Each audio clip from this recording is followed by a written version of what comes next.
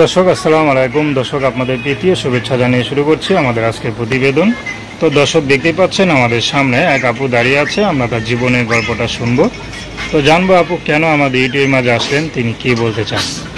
আপু আসসালামু আলাইকুম, কেমন আছেন? আপু আপনার নাম কি? নূপুর, মাশাআল্লাহ খুব সুন্দর নাম। তো নূপুর আপু বিয়ে শাদী হয়েছে নাকি? বিয়ে শাদী হয় নাই? আচ্ছা, বয়স কত চলে? 19। আচ্ছা, 18-19 হবে। তো পড়াশোনা অল্প কিছু করছেন। আচ্ছা, পরিবারে কে কে আছে?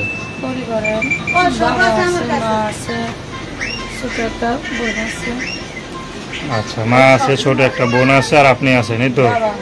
বাবাও আছে। বাবা কি করে? ঘরে পড়ে আছে। কি হয়েছে বাবা?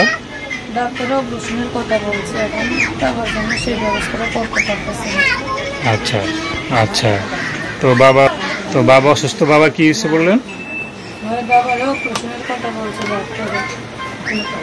আচ্ছা, ঘরে পড়ে আছে, মনে করেন কিডনিটা পাথর, আরো সমস্যা অনেক।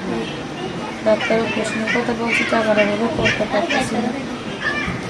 যদি আমি একটা জীবন সঙ্গী পাই যে আমাকে ভালোবেসে বিয়ে করে পাশে থাকবে, আমি আমার দুঃখটা বুঝবে, আমার সেরা মানুষ দেখা বিয়ে শাদী করে তার পাশে থাকতে চাই।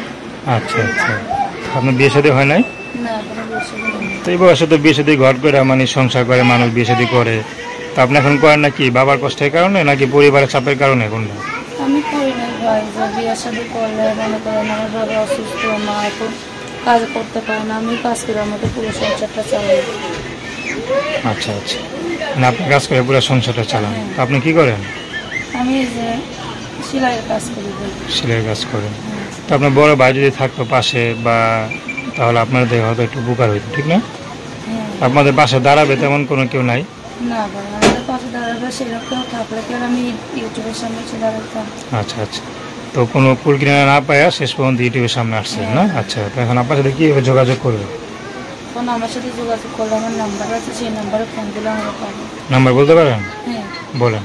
018-051371678। আরেকবার বলেন। 018-51371678। তো দর্শক, প্রেম ভালোবাসা সাহায্য সহযোগিতা বিয়ে শাদী করা একান্ত আপনাদের ব্যক্তিগত ব্যাপার। তো আসুন আমরা 5 ওয়াক্ত নামাজ পড়ি, সর্বদা দেশের সেবা করি। আসসালামু আলাইকুম।